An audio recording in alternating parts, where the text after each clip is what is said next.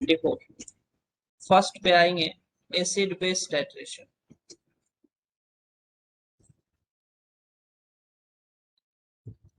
Acid base titration,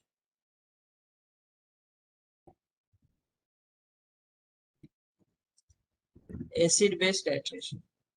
तो sir जब हम लोग एसिड को टाइट्रेट करवाते हैं या बेस को एसिड से टाइट्रेशन करवाते हैं in presence of some auxiliary substance called for physical detection of end point, तो क्या हम लोग ये बोल सकते हैं कि at the end point equivalent of acid is equivalent of base, because acid is completely neutralized by base or base is completely neutralized by acid. So at end point or at equivalence point,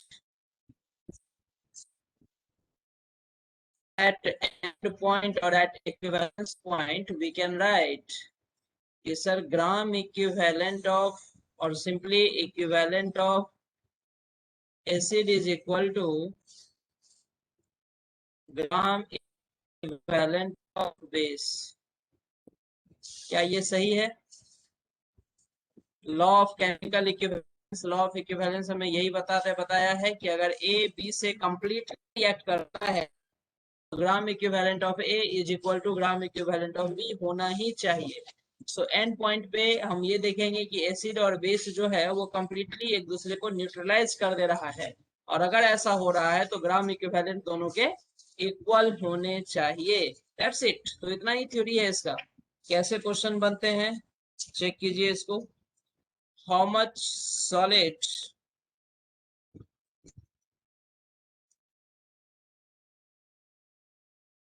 sodium bicarbonate NaHCO3, how much solid NaHCO3 will be neutralized by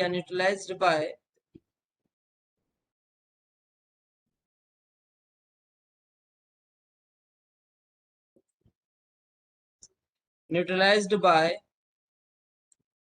40 ml of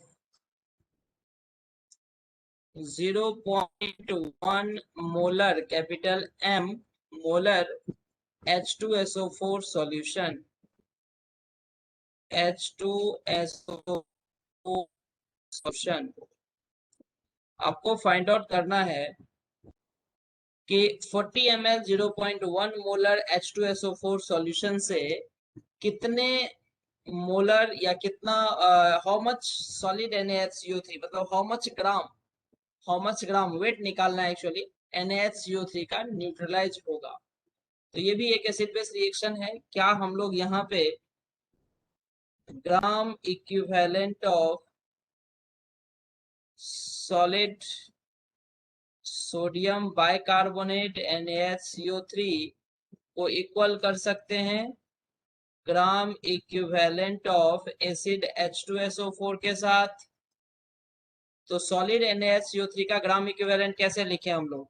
तो wait of sodium bicarbonate NaHCO3 divided by molar equivalent weight of NaHCO3. What is equivalent weight?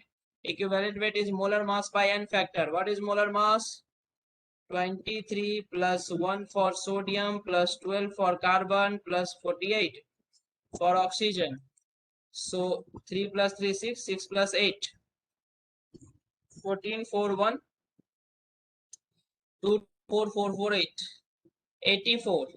अगर आप इसका n factor देखेंगे तो वो n factor 1 होता है। तो क्या हम इसको 84 लिख पाएंगे? क्या हम लोग वेट बाय इक्विवेलेंट वेट ये लिख पाएंगे? Weight of NaHCO3 divided by equivalent weight of sodium bicarbonate. Equivalent weight is equal to molar mass by n factor. n factor of sodium bicarbonate is 1. Either you check Na plus 1 positive charge on cation or either HCO3 minus 1 negative charge on anion. So n factor is 1, so molar mass becomes equivalent weight. So ये हो गया। ग्राम equivalent of H2SO4 कैसे लिखा जाए sir? तो sir यहाँ पे हमें वॉल्यूम गिवन है 40 into 10 raised to the power minus 3 liter into 0.1 is the molarity into n factor is normality and normality into volume is gram equivalent. Okay, सो यहाँ पे हम H2SO4 के n फैक्टर से मल्टीप्लाई कर देंगे, that is 2। That's it, equation solve कर लीजिए, wait of sodium bicarbonate निकल जाएगा। कोई दिक्कत है तो बोलिए। Weight of NaHCO3 is equal to कितना लिखेंगे बोलिए? ये हो गया आपका 4 इंटू 2 8। तो क्या हम लोग ये लिखें 8 into 84 into 10 raise to the power -3। क्या कोई दिक्कत होगा?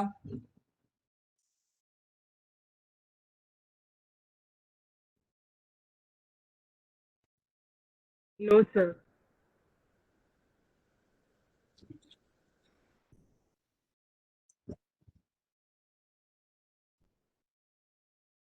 तो क्या ये 0.662 ग्राम आया क्या?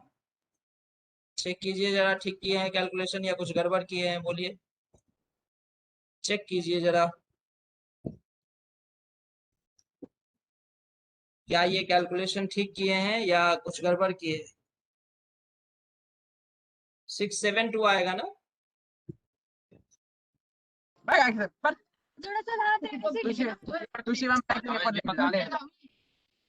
थोड़ा दूर होके मैं इसका ऑडियो ऑन है। 0.672 ग्राम।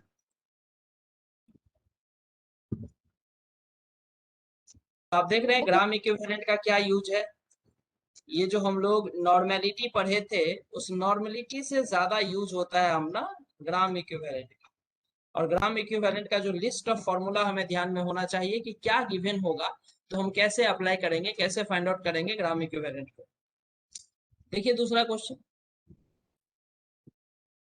150 ml of 1/10 normal HCl react completely with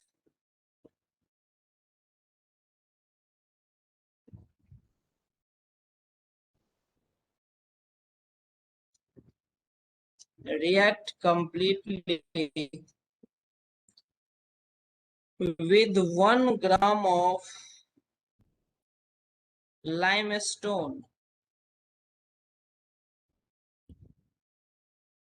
limestone जानते हैं, calcium carbonate. Calculate percentage purity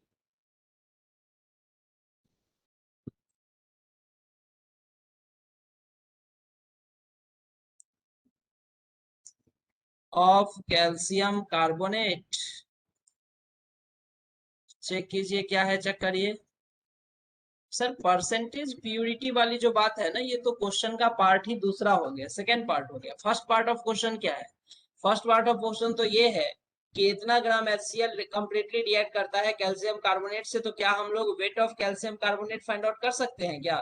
बिल्कुल कर सकते हैं, प्रीवियस मेथड से हम लोग ये कर सकते हैं कि gram equivalent of calcium carbonate equal to gram equivalent of HCl। ठीक, तो हमें निकालना है weight of calcium carbonate CaCO3 divided by equivalent weight. कैसे निकालेंगे?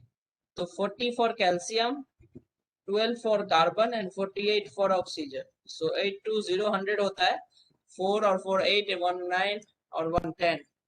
ये एग्जैक्टली 100 होता है और 100/2 हो जाएगा। 2 क्यों? 2 हो जाएगा n फैक्टर। कैल्शियम पे लीजिए 2 पॉजिटिव चार्ज, या कार्बोनेट पे लीजिए तो CO3 2 निगेटिव चार्ज। तो n फैक्टर 2 होगा इस सॉल्ट का, right. This is equal to gram equivalent of HCl। तो ग्राम इक्विवेलेंट ऑफ HCl के लिए क्या यूज करेंगे सर? तो 150 ml मतलब 150 into 10 raise to the power -3 litre into 1/10 normal. अब ये नॉर्मल है तो भी सही, और मोलर होता तो भी सही। क्यों? क्योंकि HCl का n फैक्टर 1 है, तो मोलारिटी इक्वल टू नॉर्मलिटी हो जाएगा। सो यहाँ पे अगर आप देखिएगा तो wait of calcium carbonate divided by 50। So mostly solve करते करते ये आइडिया आ जाता है, आप डायरेक्टली लिखेंगे कि कैल्शियम कार्बोनेट का इक्विवेलेंट वेट कितना होता है? 50 होता है। दिस इज इक्वल टू, आप ये कर सकते हैं 15 into 10 raise to the power -3 So weight of calcium carbonate is equal to 15 into 50 into 10 raised to the power -3. तो ये हो जाएगा 0.75 if I am not wrong, क्योंकि ये 750 हो जाएगा 0.75 हो जाएगा। क्या ठीक लिखे हम? दिस मच ग्राम। और आपको सैंपल का वेट दिया हुआ है 1 ग्राम, तो परसेंटेज प्यूरिटी क्या है, क्या आप फाइंड आउट कर सकते हैं? So percentage purity is equal to 0.75 by total weight into 100, 75%। So percentage purity तो हम लोग पढ़े थे पहले कि सैंपल का परसेंटेज प्योरिटी कैसे निकाला जाता है, कि सर सैंपल का टोटल वेट कितना है और उसमें जो एक्चुअल सब्सटेंस हमें चाहिए उस एक्चुअल सब्सटेंस का वेट कितना है, that gives you multiplied by 100 gives you percentage purity. तो वो तो एक चीज ही अलग था सर। यहाँ पे जो मेन बात था वो ये था कि आप ये निकालिए कि HCl अगर 150 ml 1/10 नॉर्मल HCl लिया जाए, 1/10 नॉर्मल HCl लिया जाए, तो how much amount of calcium carbonate is neutralised by this? कितना ग्राम कैल्शियम कार्बोनेट यहाँ पे न्यूट्रलाइज हो रहा होगा? तो 0.75 ग्राम। तो ये एक पार्ट था और वो निकल गया। सैंपल का वेट 1 ग्राम गिवन था, तो हम लोग परसेंटेज प्यूरिटी निकाल लिए। That is second part of this question. चलिए क्वेश्चन नंबर 3। कुछ Sir, समझ में आ please रहा है या one समझ time में नहीं show the solution from starting. Yes this is the solution. समझ में नहीं आ रहा है क्या? क्या समझने के बाद भी स्टेप्स, सारे स्टेप्स देख के कॉपी करने पड़ रहे हैं? क्या हम लोग ग्राम इक्विवेलेंट का फॉर्मूला यूज नहीं कर पा रहे हैं सही से? बोलिए। दोनों क्वेश्चन तो सिमिलर है। 0.75 ग्राम तक जहां तक हम निकाले हैं वो तो प्रीवियस क्वेश्चन जैसा ही है, कुछ नया नहीं है। बोलो कोई दिक्कत है तो बोलिए, और दिक्कत नहीं है तो क्वेश्चन बनना चाहिए, क्यों नहीं बन रहे हैं?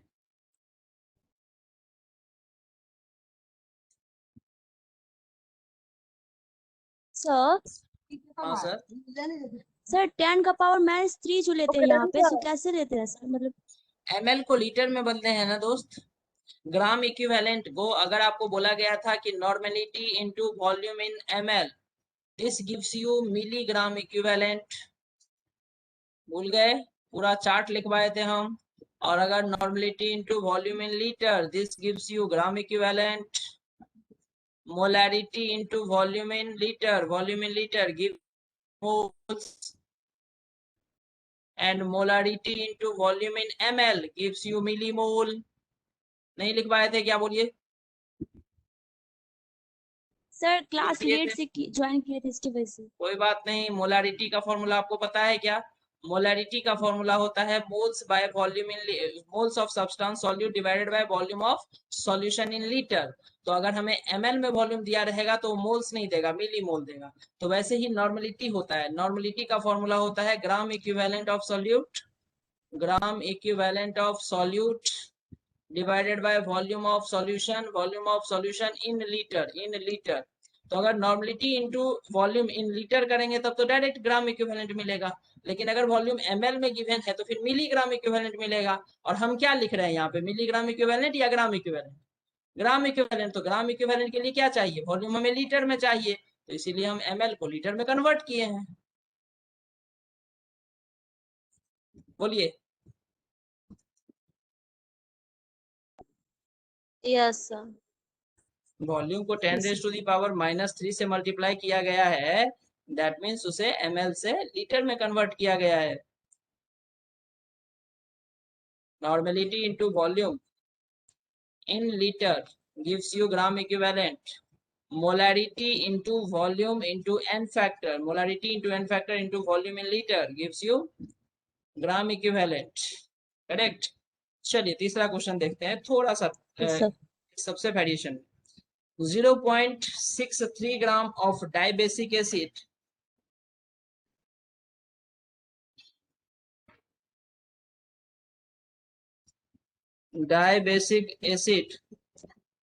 was dissolved in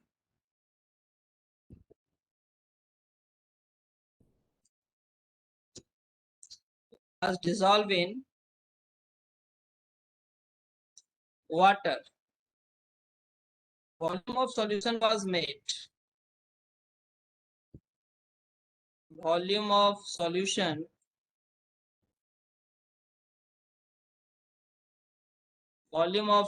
was made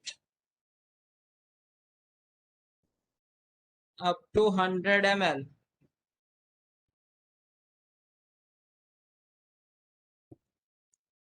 (20 ml of this solution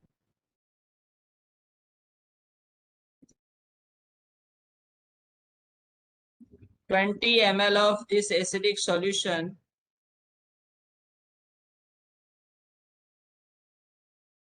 requires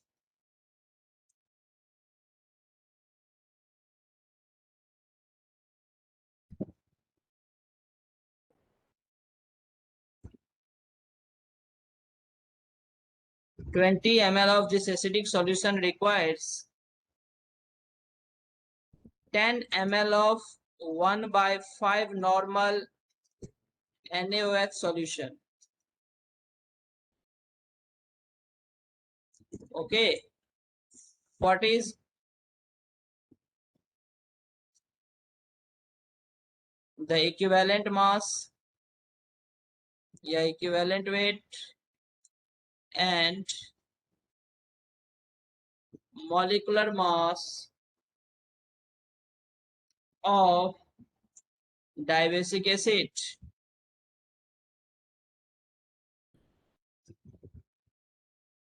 कीजिए ट्राई जरा आप लोग. 0.63 gram of dibasic acid was dissolved in water. Volume of solution was made up to 100 ml. ठीक है ना. सो क्वेश्चन का सिचुएशन क्या बोल रहा है? सिचुएशन कुछ ऐसा है कि 100 ml सॉल्यूशन बनाया जा रहा है. कितना ml सॉल्यूशन? 100 ml सॉल्यूशन बनाया जा रहा है जिसमें 0.63 ग्राम डाइबेसिक एसिड लिया गया है. डाइबेसिक एसिड लिया गया है. इसमें से 20 ml निकाला जाता है. 20 ml कितना निकाला जाता है? इस एसिड का 20 ml लिया जाता है.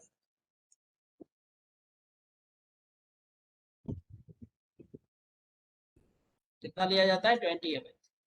इस 20 ml को कंप्लीटली न्यूट्रलाइज करने के लिए चाहिए 10 ml 1/5 नॉर्मल NaOH चाहिए आपको. This is the information. बात समझ रहे हैं? ये इंफॉर्मेशन है. तो हमें पता करना है कि what is the equivalent weight and molecular mass of dibasic acid. क्या हम लोग कुछ कर सकते हैं इसमें? क्या आप लोग कुछ सोच सकते हैं इस क्वेश्चन को? सर हम लोग इस पे तो नहीं, लेकिन इस पे हम लोग gram equivalent law of equivalence use कर पाएंगे. हम लोग ये यूज कर पाएंगे कि gram equivalent of 20 ml dibasic solution, dibasic acid solution gram equivalent of NaOH used. ये तो कर सकते हैं ना, क्योंकि ये दोनों एक दूसरे को कंप्लीटली न्यूट्रलाइज कर रहा है. तो अब क्या है कि अगर मान लीजिए ये 20 ml मतलब 20 into 10⁻³ litre into dibasic acid है, तो आप इसको नॉर्मेलिटी लीजिए, नॉर्मेलिटी निकालिए. Normality is equal to gram equivalent of this base, और इस बेस का ग्राम इक्विवेलेंट कितना लेंगे? तो 10 into 10⁻³ this is the litre volume into 1/5 that is normality. तो क्या यहाँ से हम नॉर्मेलिटी निकाल सकते हैं? और आपको पता होना चाहिए नॉर्मेलिटी जो है वो कंसंट्रेशन है, और कंसंट्रेशन सॉल्यूशन का कांस्टेंट होता है, वो वॉल्यूम पे डिपेंड नहीं करता है। आप अगर 1 मोलर कंसंट्रेशन, 1 मोलर, अगर आप 1 मोलर या 100 मोलर ले लीजिए, आप 100 मोलर सॉल्यूशन लिए हैं, तो इसका मतलब है कि 100 मोल 1 लीटर सॉल्यूशन में प्रेजेंट है सॉल्यूट। तो अगर आप हाफ लीटर सॉल्यूशन उसका ले लेंगे तो उसमें 50 मोल होगा। समझ रहे हैं बात? तो लेकिन कंसंट्रेशन, मोलारिटी फिर भी 100 मोल ही रहेगा, तो मोलारिटी कंसंट्रेशन नहीं बदलता है सर। तो 20 ml का आप नॉर्मलिटी निकाल लीजिए ना, नॉर्मलिटी तो इसका भी वही रहने वाला है। तो ये क्वेश्चन यहाँ पे समझना था। तो सर यहाँ पे अगर आप नॉर्मलिटी निकालेंगे तो दिस इज इक्वल टू, ये तो कैंसल आउट होगा, ये 0 भी कैंसल आउट होगा, तो क्या हो जाएगा बताइए, 1/10 हो जाएगा सर। सो 0.1 नॉर्मल हो जाएगा डाइवेसिटी, this much is the normality. ये निकला नॉर्मेलिटी। ओके, तो अगर ये नॉर्मेलिटी निकला तो अब हमें क्या निकालना है, इक्विवेलेंट वेट। ठीक है, बहुत सारे तरीके हैं, क्या क्या चीज हमें निकालना है।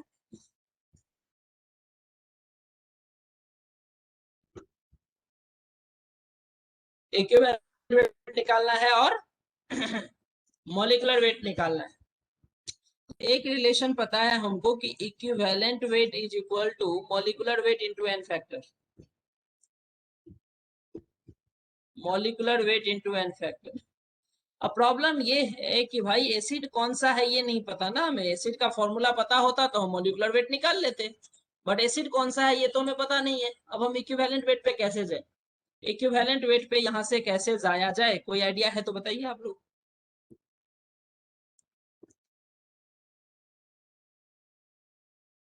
कोई आइडिया है तो बताइए।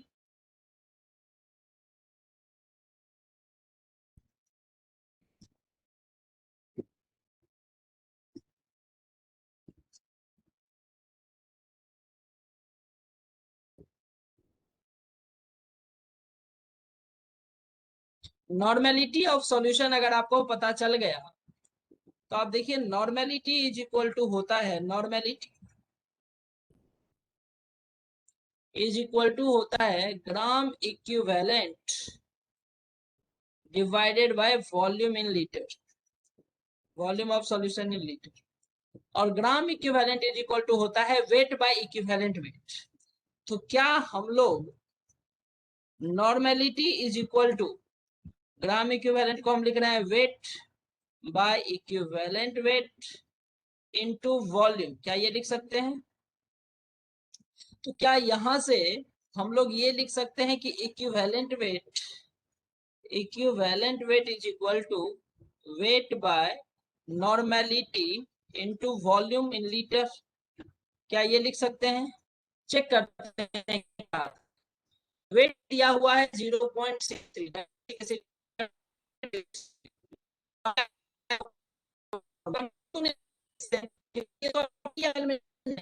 भाई कंसंट्रेशन होता है, कंसंट्रेशन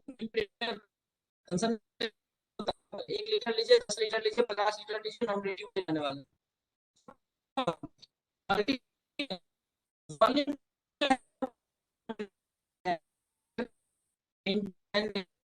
-3। अगर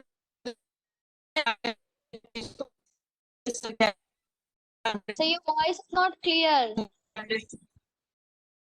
Yes, तो sir. वॉइस नहीं आ रहा है सर। सर आपकी आवाज क्लियर नहीं है। तो एक सेकंड,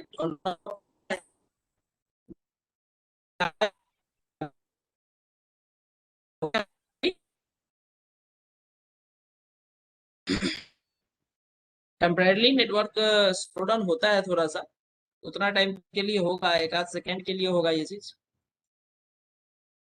अभी ठीक है? Yes, yes, sir. Yes. Yes, sir. सो हम लोग यहाँ क्या कर सकते हैं कि सर ये हो जाएगा 0.63 इंटू 10⁻⁴, चेक कीजिए, ये है 0.1, इसको मल्टीप्लाई कीजिएगा 10⁻⁴, और ये 100 है तो 10⁻² बचेगा जो ऊपर जाएगा, तो 10⁻² हो जाएगा, और हो जाएगा आपको 63 ग्राम इक्विवेलेंट वेट। चलिए, मेरा वॉइस कट रहा था, मैं फिर से एक्सप्लेन करता हूँ। सर हमें इस इंफॉर्मेशन क्वेश्चन में जो था कि इस सर symbol को आवाज कट बनाया रहा है। गया। Hello sir.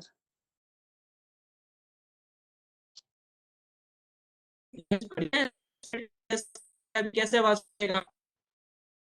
सर अभी भी क्लियर नहीं आ रहा। सर आवाज कट रहा है।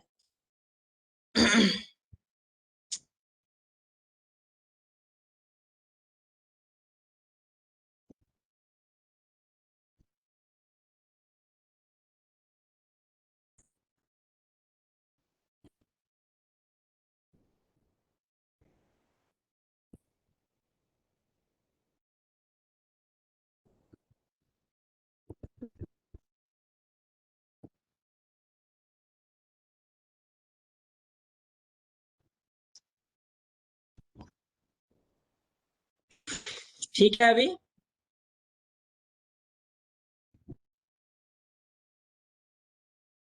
अभी clear है? No sir.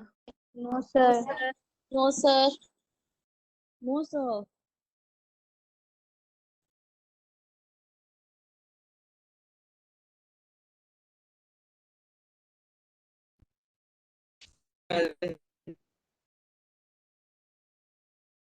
Network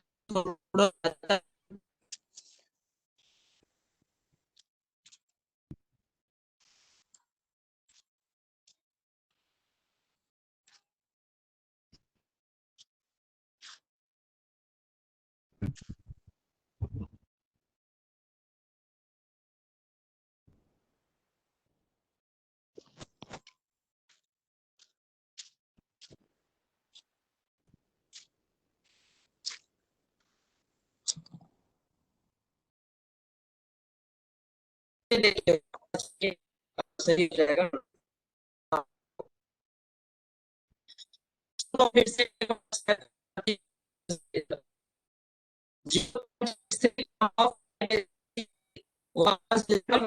volume of solution was तो अभी भी आपकी आवाज नहीं आ रही है।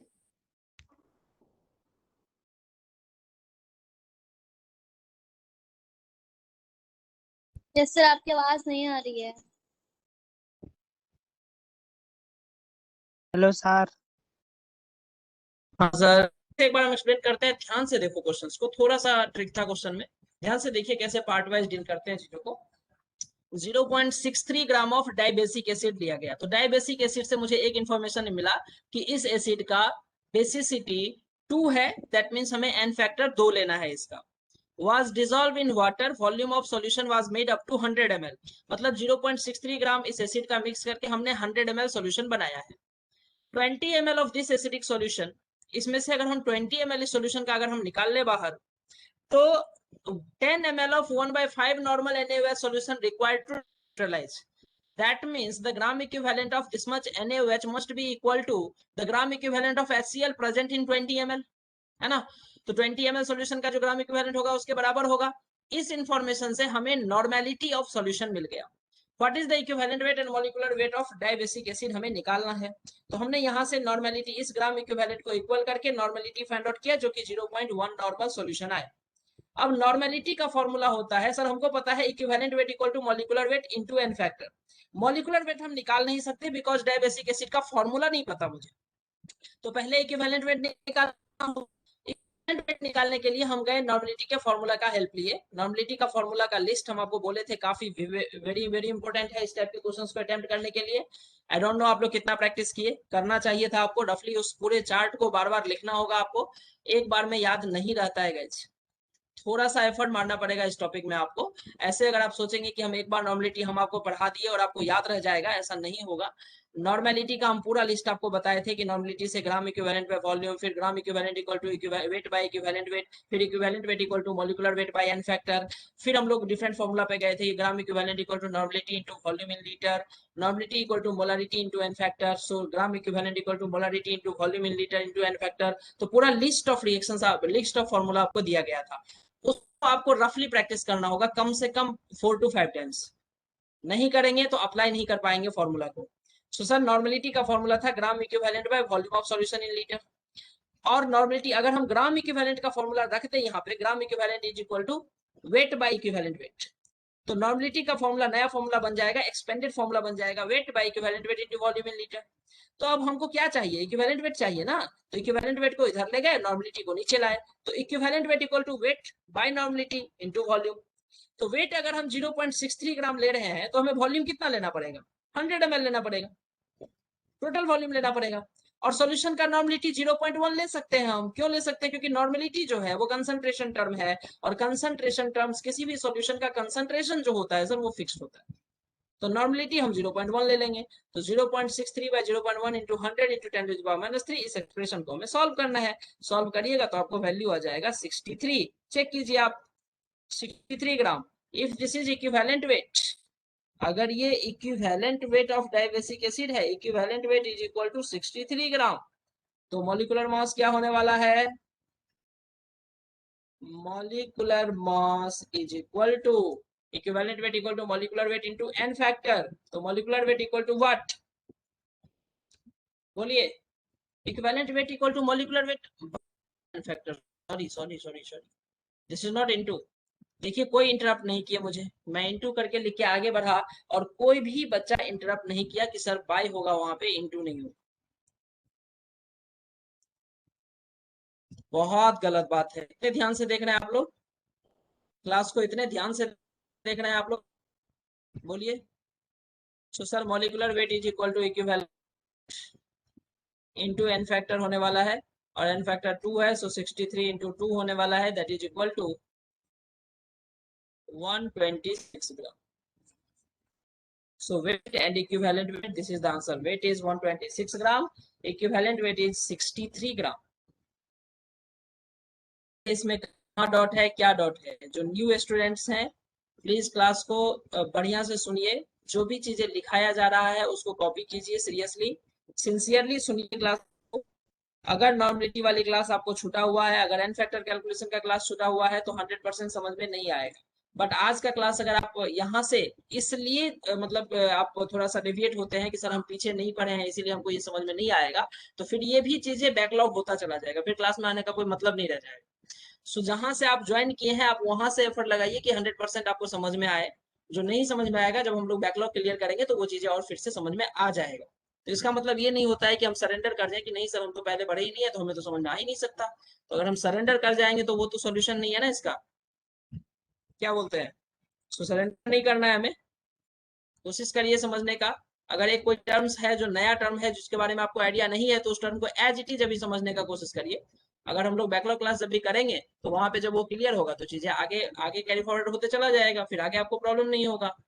लेकिन अगर हम उस बैकलॉग को लेकर के अभी भी बैठे रहेंगे कि नहीं सर हमारा तो वो बैकलॉग है और वो जब तक क्लियर नहीं होगा हम आगे बढ़ ही नहीं सकते, तो ये जो आगे चल रहा है, जो करंट में जो टॉपिक चल रहा है, ये भी बैकलॉग होता चला जाएगा ना, ठीक है।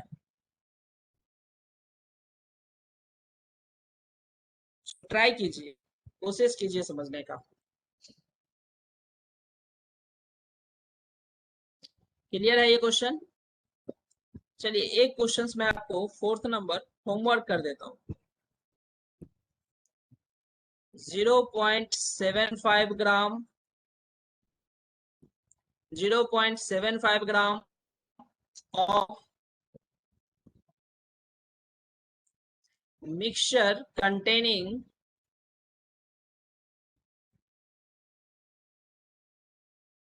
sodium carbonate 2CO3 and K2CO3 potassium carbonate needs 50 ml of 0.25 normal HCl for complete neutralization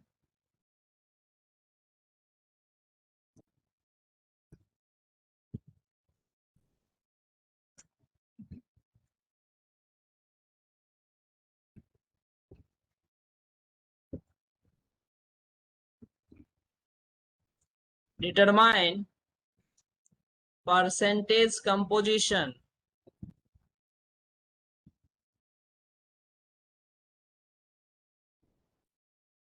determine percentage composition. So अपना क्वेश्चन क्या है, 0.75 gram of mixture containing sodium carbonate and potassium carbonate means total weight of आपको given है।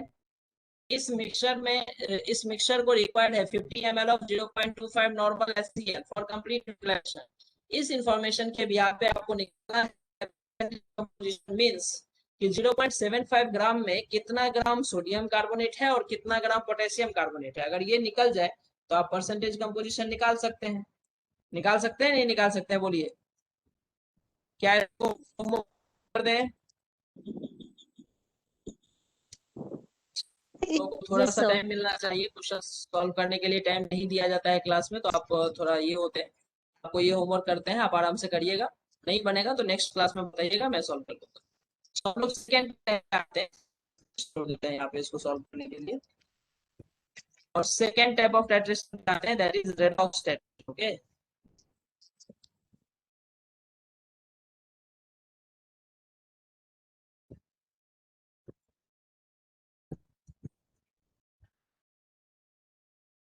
Redox titration. अब ये redox titration oxidizing agent और reducing agent के बीच टेट्रेशन होता है, ठीक है। तो इसमें क्या होगा कि एट एंड पॉइंट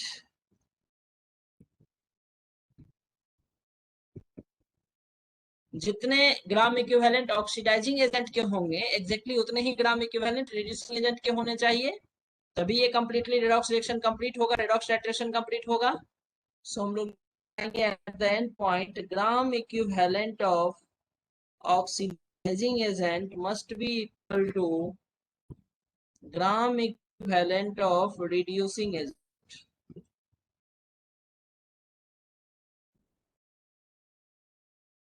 देख, वन लाइनर थ्योरी है, थ्योरी के चीज में होता नहीं है, बस इसमें टाइप्स ऑफ क्वेश्चंस बनते हैं, आपको क्वेश्चंस देख करके एनालाइज करना होता है इसको हम कैसे अटेम्प्ट करेंगे, और ग्राम इक्विवेलेंट का सबसे ज्यादा यहाँ पे यूज है। अगर वो कॉन्सेप्ट आपको क्लियर है, आप इसे ग्राम इक्विवेलेंट को ऑपरेट करते हैं, तो आपके लिए ये सारे questions easy.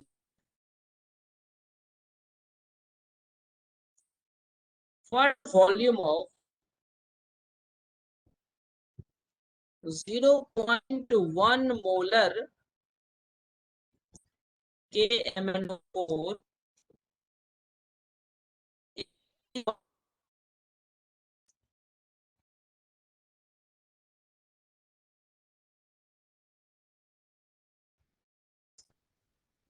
is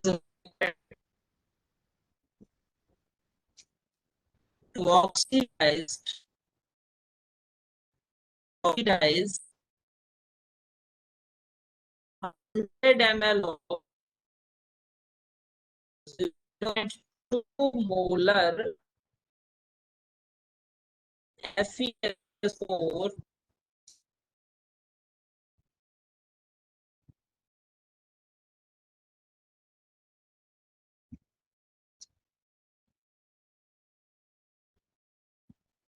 solution in acidic medium।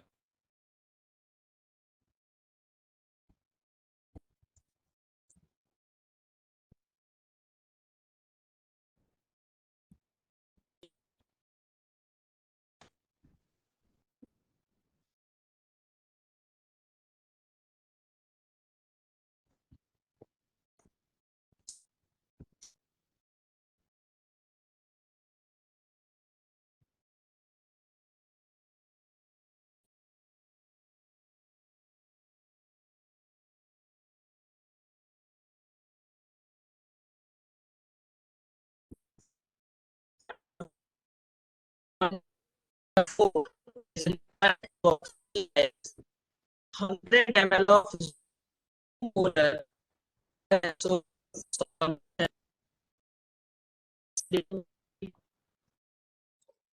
Sir voice नहीं आ रहा है। सर बिल्कुल कट कट के आ रही है, बिल्कुल क्लियर नहीं है। सर की आवाज क्लियर नहीं है।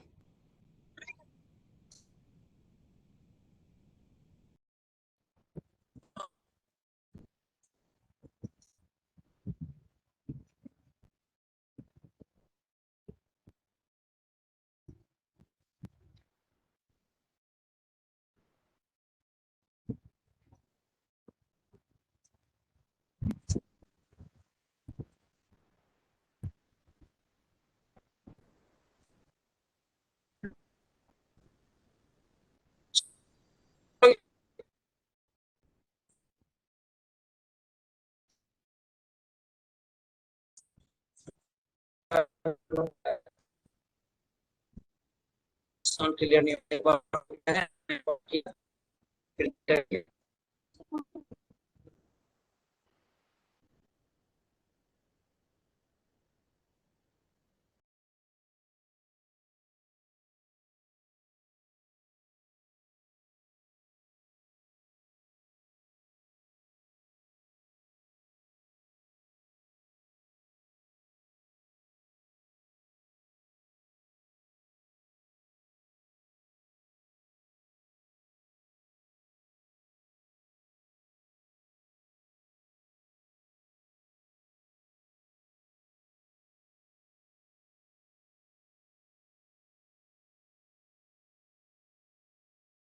Now it is clear. What volume of 0.1 molar KMnO4 is required to oxidize 100 ml of 0.2 molar FeSO4 solution in acidic medium? अब इस टाइप के क्वेश्चन को सॉल्व करने के लिए अपने पास दो ऑप्शंस हैं। एक तो ऑप्शन है कि इसको सोचने के बाद, इसको देखने के बाद हम ये सोचे कि सर हमें तो एग्जैक्ट रिएक्शन पता होना चाहिए। जब ये रिएक्शन हमको पता रहेगा तो फिर उसके बाद हम उसको बैलेंस्ड केमिकल इक्वेशन लिखेंगे और फिर स्टोइचियोमेट्रिक के हेल्प से हम उसको सॉल्व करेंगे। समझ रहे बात? बट सर इतना कुछ करने की जरूरत ही नहीं है, मुझे यहाँ पे एग्जैक्ट इक्वेशन की इंफॉर्मेशन नहीं चाहिए। क्या चाहिए हमें? हमें ये चाहिए कि वॉल्यूम ऑफ ऑक्सीडाइजिंग एजेंट जो कि KMnO4 है, ऑक्सीडाइजिंग एजेंट जो कि यहाँ पे KMnO4 है, that is given how much, what volume of O we have to find out, that is V. Let this is we have to find out, let volume of KMnO4. okay, what is the molarity, concentration of oxidizing agent KMnO4, that is given 0.1 molar. okay, volume of reducing agent जो कि oxidise हो रहा है, FeSO4 Fe2+ में जा रहा हो, Fe3+ में जा रहा होगा, Fe2SO4 का होल थ्रेस में। So volume of reducing agent FeSO4 is given, that is 100 ml. Okay, concentration of reducing agent FeSO4 is 0.2 molar. So guys, हमें gram equivalent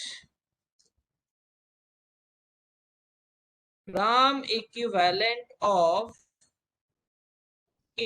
KMnO4 is equal to gram equivalent of FeSO4 करना है, ये use करना है।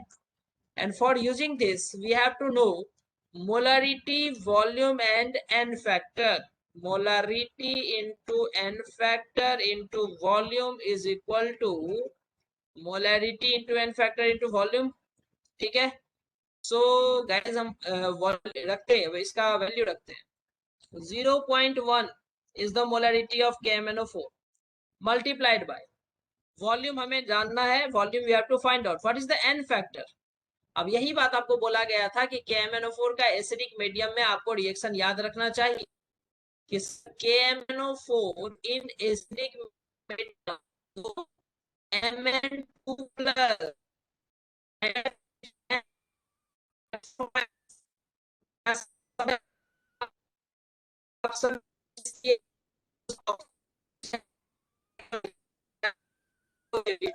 Voice is not clear, फिर से sir. खराब हो गई।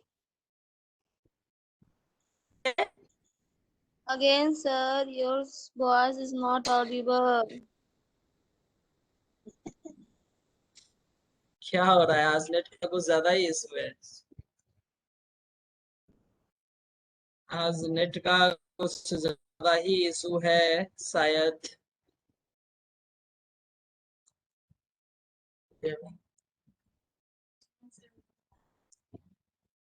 सो क्या KMnO4 का एसिडिक मीडियम में N फैक्टर 5 होता है? क्या सबको याद था या याद है? क्या हम लोग ये काम किए थे पहले? ऑक्सीडाइजिंग एजेंट का लिस्ट आपको दिए हैं जो कि मोस्ट यूजेबल ऑक्सीडाइजिंग एजेंट है। Acidic medium, basic medium, neutral medium में N फैक्टर क्या होता है? क्या हम लोग ये लिस्ट पढ़े हैं? और अगर ये याद है तो डायरेक्टली हम यहाँ पे वैल्यू पुट कर 5, अपना काम हो गया। ग्राम इक्विवेलेंट ऑफ FeSO4 कितना रखा जाए? तो सर 100 ml इंटू, सर अगर आप इसको 100 रखिएगा ना तो आंसर ml में आएगा, और अगर आप 10⁻³ से मल्टीप्लाई कर दीजिए तो आंसर आपको लीटर में आएगा। That's it. तो चलिए आप ग्राम इक्विवेलेंट लिख रहे हैं तो कर दीजिए, लीटर में ले आइए, ml में चाहिए तो ml में ले आइए। 100 ml इंटू 0.2। अब फिर से यहाँ पे n फैक्टर क्या ले? तो सर हमें पता है कि FeSO4 Fe2+ ऑक्सीडाइज होकर के Fe3+ में जाता है। आप बोलेंगे सर आपको कैसे पता? तो आयरन का 2 ही ऑक्सीडेशन स्टेट पॉसिबल है, +2 और +3। सो अगर इसका ऑक्सीडेशन हो रहा है तो लोअर से हायर पे जाएगा, +2 से +3 पे जाएगा। और आपको पता है कि FeSO4 जब Fe2SO4 के होल थ्राइस में जाएंगे तो हम n फैक्टर 1 लेते हैं। ये सब इंफॉर्मेशन इसीलिए इंपॉर्टेंट था जो हम पहले करवा चुके हैं। तो यहाँ पे आ जाएगा 1। That's it. वॉल्यूम निकाल लीजिए। अब इजी क्या हो सकता है? इससे इजी क्या हो सकता है? यहाँ पॉइंट्स आप कैंसिल कर सकते हैं। V is equal to 100 into 10⁻³ into 2 divided by 5। So ये 5 से हो जाएगा 20।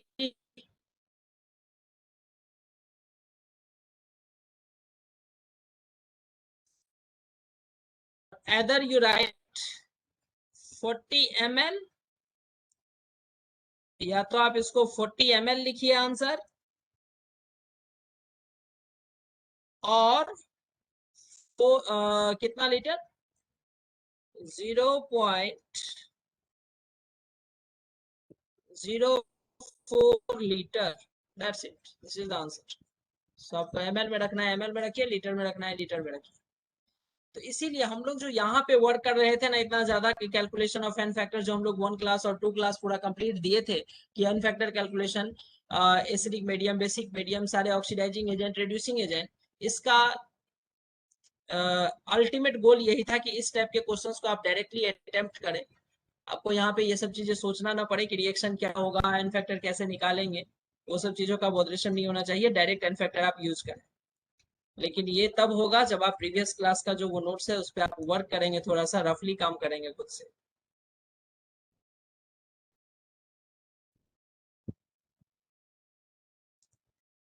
डन है दोस्त? अदरवाइज आप रिएक्शन लिखेंगे, रिएक्शन सोचेंगे कि सर ये जो है आपका FeSO4 है, एसिडिक मीडियम में आप उसको बैलेंस करते रहेंगे, FeSO4 है सर, ये आपका MnO4- के प्रेजेंस में इन एसिडिक मीडियम ऑक्सीडाइज होगा सर। किसमें ऑक्सीडाइज होगा? Fe3+ में। ये रिड्यूस होगा Mn2+ में, है ना। अब इसको आप एसिडिक मीडियम में बैलेंस करते रहिए, फिर इसका वॉल्यूम और MnO4 का मोल्स निकालिए, फिर उसका पता नहीं क्या क्या करिए, तो बहुत गड़बड़ हो जाएगा। ठीक है ना, इतना सब नहीं करना है अपने को तो बस +2 +3 n factor 1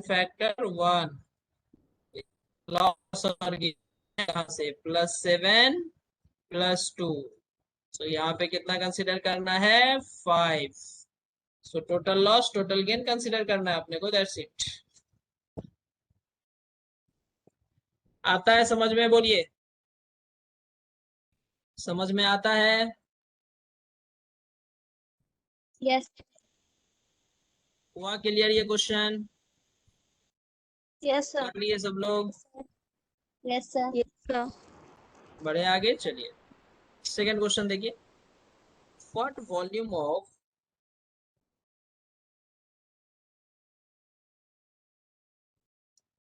.2 molar K2Cr2O7 is required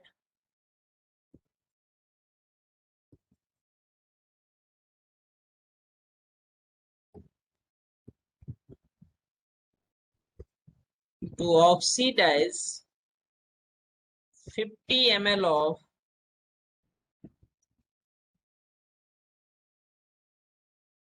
0.3 molar Na2C2O4 sodium oxalate in acidic medium. Check कीजिए।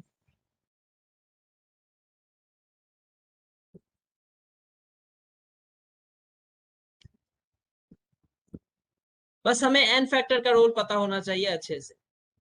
सर एक लाइन का क्वेश्चन है ये, ग्राम equivalent of K2Cr2O7 is equal to gram equivalent of Na2C2O4।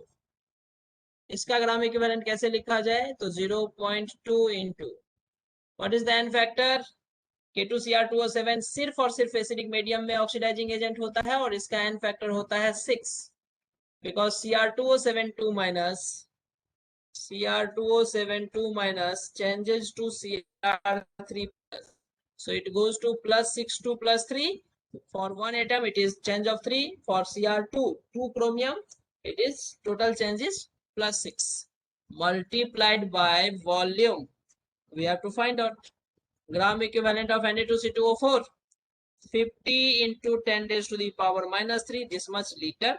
Multiplied by 0.3 is the molarity. अब N factor की बात है, oxalic acid को हम लोग बहुत बार ट्रीट किया, आपको याद होना चाहिए C2O4 2 minus changes to C2, यहाँ पे ये +1 होता है और यहाँ पे ये +4 होता है, +3 होता है, +3 होता है और +4 होता है। एक कार्बन के लिए एक का चेंज, 2 कार्बन के लिए 2 का चेंज, तो यहाँ पे हम 2 कर लेंगे, आंसर आ जाएगा। तो आपको समझ में आ रहा है कि किस क्लासेस का क्या वेटेज है, किस कंटेंट का क्या वेटेज है। क्या हमको इस चीजों पे कमांड होना जरूरी है ऐसे क्वेश्चन को अटेम्प्ट करने के लिए? तो क्या इस पे आप रफ वर्क करेंगे, क्या आप इसको रिवीजन में रखेंगे? Yes sir. Yes sir.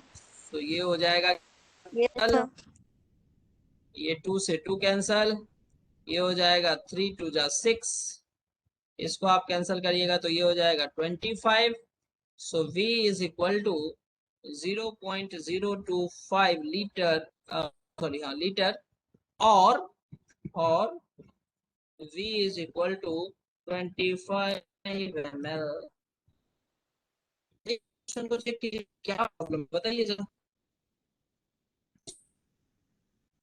है ना वेरी इजी? नहीं है?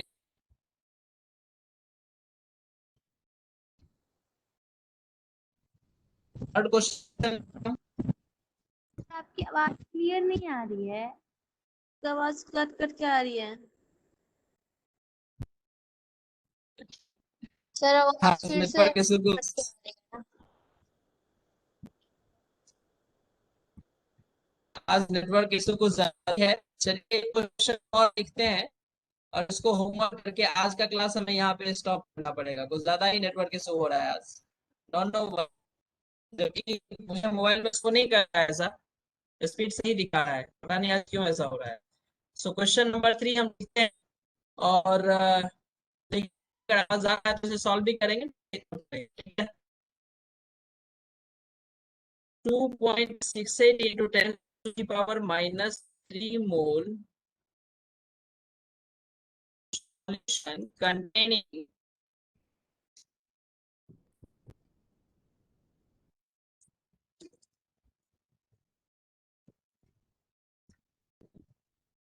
anion A and plus required Sir, your screen is not visible. 1.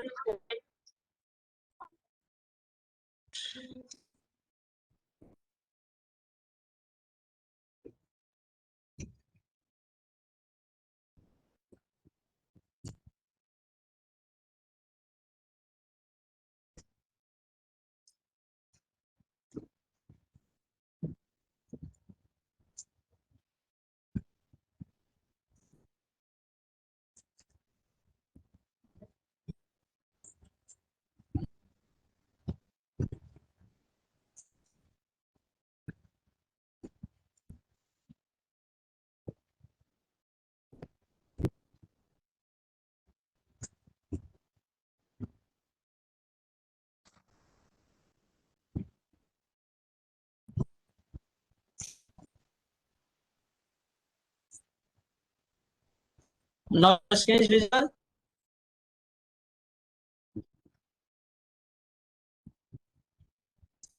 हाँ।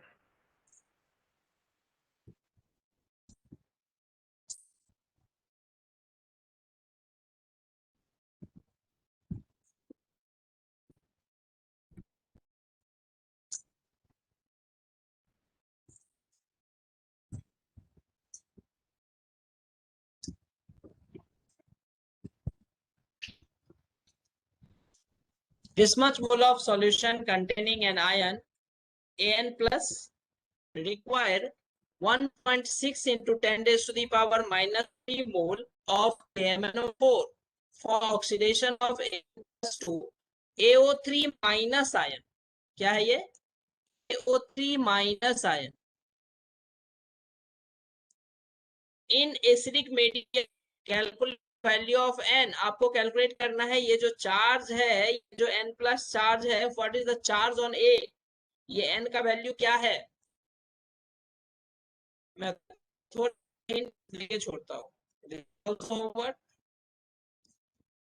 हिंट दे देता हूँ. An plus oxidizes KMnO4 acidic medium AO3 minus. Here the oxidation state of oxygen is what? Is what? 3 to the 6. 6 minus 1 plus 5. तो इतना तय है कि n is lower than 5. तो 5 से कम होगा n. तभी ऑक्सीडेशन हो रहा है दोस्त. करेंगे सॉल्व, इसको ट्राई करेंगे. बोलिए. वैल्यू के बाद क्या लिखे हैं? इसके बाद n के बाद value of n. Calculate the value of n charge. Okay sir. क्या ट्राई करेंगे इसको? जो n का वैल्यू होगा वो 5 से कम होने वाला है, तभी KMnO प्लस प्रेजेंस में ऑक्सीडेशन हुआ है, An प्लस ऑक्सीडाइज हुआ है और A5 प्लस में गया है. That means n must be less than 5. May be एक क्वाड्रेटिक बनेगा आपको, और क्वाड्रेटिक को सॉल्व करने से 2 वैल्यू आएगा, तो ये लिमिट आपको वैल्यू डिसाइड करने में हेल्प करेगा. मे बी चेक कीजिए कैसे होगा. ठीक है, आप इसको प्रोसेस को आगे बढ़ाइए कि सर हम ग्राम इक्विवेलेंट कैसे करें, n फैक्टर कैसे लें. करेंगे.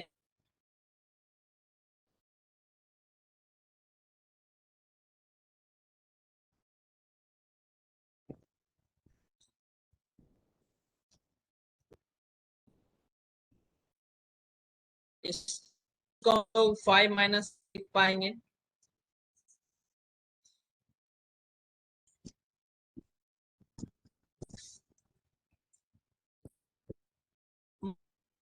ग्राम इक्विवेलेंट का फॉर्मूला बताएंगे कोई हमें? Gram equivalent in terms of mole क्या होता था? Sir, there is some network issue at your side. Your voice is breaking.